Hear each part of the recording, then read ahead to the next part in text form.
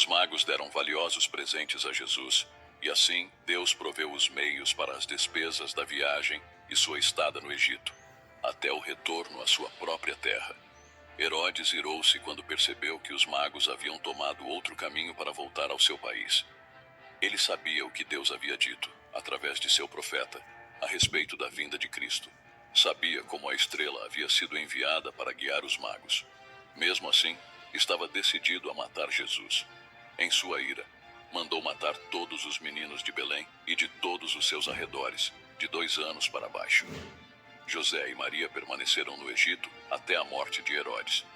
Então, o anjo apareceu a José e lhe disse: Dispõe-te, toma o menino e sua mãe e vai para a terra de Israel, porque já morreram os que atentavam contra a vida do menino. José esperava estabelecer seu lar em Belém, onde Jesus havia nascido, mas ao se aproximar da Judeia, soube que o filho de Herodes reinava no lugar de seu pai. José temeu ao receber a notícia e não sabia o que fazer. Então Deus enviou um anjo para instruí-lo. Seguindo a orientação do anjo, José retornou para o seu antigo lar em Nazaré. Jesus passou a infância em uma aldeia nas montanhas. Como filho de Deus, poderia ter escolhido qualquer lugar na terra como seu lar. Qualquer lugar seria honrado com sua presença. Mas ele não escolheu os lares dos ricos ou os palácios dos reis. Antes escolheu viver entre os pobres em Nazaré. A respeito dele, nos anos de sua infância, a Bíblia diz: crescia o menino e se fortalecia, enchendo-se de sabedoria, e a graça de Deus estava sobre ele. E crescia Jesus em sabedoria, estatura e graça diante de Deus e dos homens. A cada ano, José e Maria viajavam a Jerusalém para as festividades da Páscoa. Quando Jesus tinha 12 anos de idade, eles o levaram consigo. Era uma jornada agradável. As pessoas iam a pé ou em lombo de bois ou jumentos, gastando alguns dias na viagem. De todas as partes da terra, e até mesmo de outros países, vinham pessoas para a festa, e os que moravam no mesmo lugar seguiam em grandes grupos. A festa era celebrada no fim de março ou no começo de abril. Era primavera na Palestina, e toda a terra ficava coberta de flores e alegre pelo canto dos pássaros. A caminho, os pais contavam aos filhos as maravilhas que Deus havia operado em favor de Israel no passado, e com frequência, cantavam os lindos salmos de Davi. Nos dias de Cristo, as pessoas haviam se tornado frias e formais em sua dedicação a Deus. Pensavam mais em sua satisfação própria do que na bondade de Deus para com eles. Todavia, não era assim com Jesus. Ele gostava de meditar a respeito de Deus. Quando chegou ao templo, observou a atividade dos sacerdotes. Inclinou-se com os adoradores para orar, e sua voz uniu-se a deles em cânticos de louvor. A cada tarde e manhã, um cordeiro era oferecido sobre o altar. O ato representava o sacrifício do Salvador. Enquanto os olhos do menino Jesus observavam a vítima inocente, o Espírito Santo fazia-o compreender o significado daquela morte. Sabia que ele próprio, como o Cordeiro de Deus, devia morrer pelos pecados dos homens. Com tais pensamentos em mente, Jesus preferia ficar a sós. Desse modo, não permaneceu com seus pais no templo, e quando regressaram, não estava com eles. Em uma sala anexa ao templo, havia uma escola dirigida pelos rabinos, e foi para aquele lugar que Jesus se dirigiu depois de algum tempo. Assentou-se com outras crianças de sua idade ao pés dos grandes mestres, e ouviu suas palavras. Os judeus tinham muitas ideias erradas acerca do Messias. Jesus sabia disso, mas não contradizia os homens cultos. Fazia perguntas a respeito do que os profetas haviam escrito como alguém que desejava aprender. Quando José e Maria deixaram Jerusalém para retornar ao lar, não perceberam a ausência de Jesus. Pensaram que ele estivesse na companhia de algum de seus amigos. Mas ao pararem para acampar à noite, sentiram falta da sua cooperação. Procuraram por ele entre os grupos, mas em vão. Com o coração entristecido, voltaram a Jerusalém, mas não puderam achar o menino, senão depois de 3 dias. Grande foi a alegria ao reencontrá-lo, embora Maria o repreendesse por tê-los deixado. Ela disse: Filho, por que fizeste assim conosco? Teu pai e eu, aflitos, estamos à tua procura. Ele lhes respondeu: Por que me procuráveis? Não sabíeis que me cumpria estar na casa de meu pai? Embora soubesse que era o Filho de Deus, Jesus retornou a Nazaré, em companhia de José e Maria. Até 30 anos de idade, era-lhe submisso.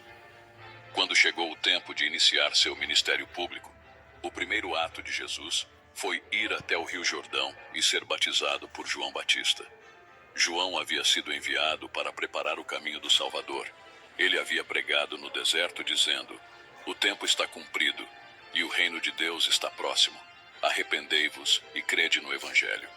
Multidões afluíam para ouvi-lo. Muitos se convenciam de seus pecados e eram batizados por ele, no Jordão. O Senhor havia revelado a João que algum dia o Messias viria a ele e pediria para ser batizado. Havia também a promessa de que um sinal lhe seria dado, de modo que ele pudesse saber que era.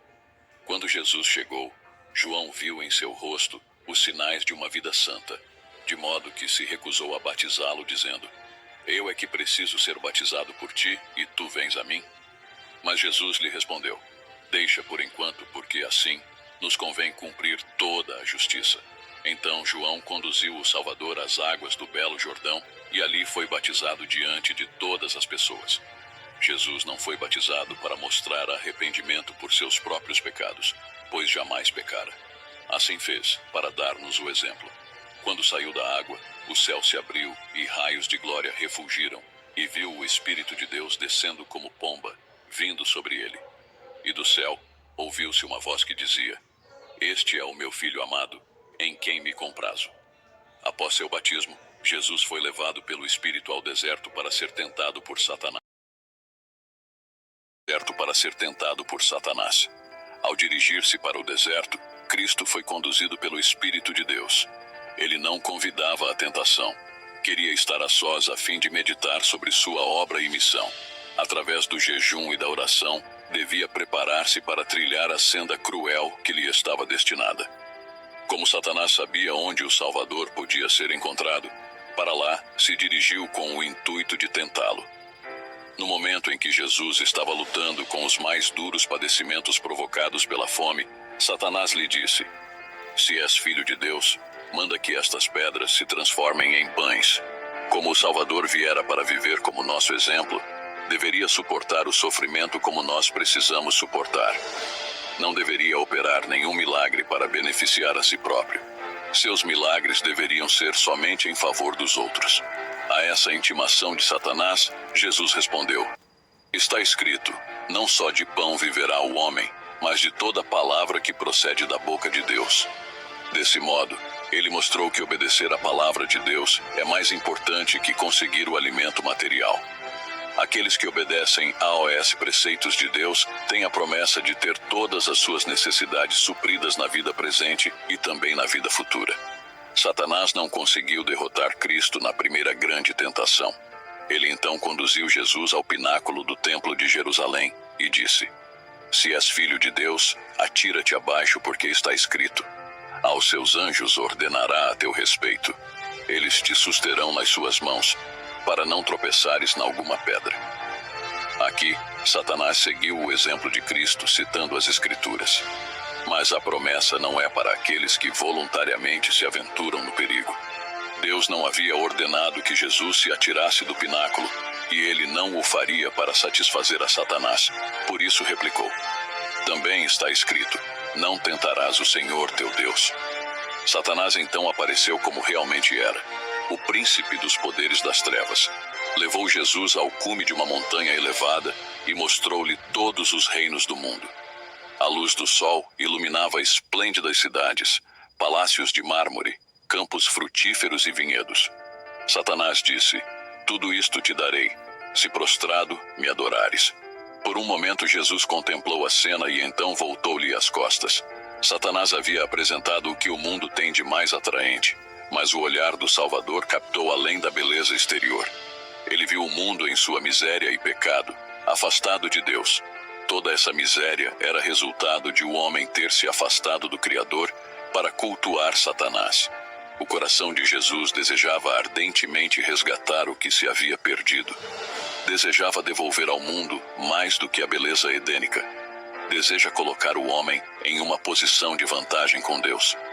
Por amor pelos pecadores, ele resistia à tentação. Deveria ser um vencedor para que eles pudessem vencer.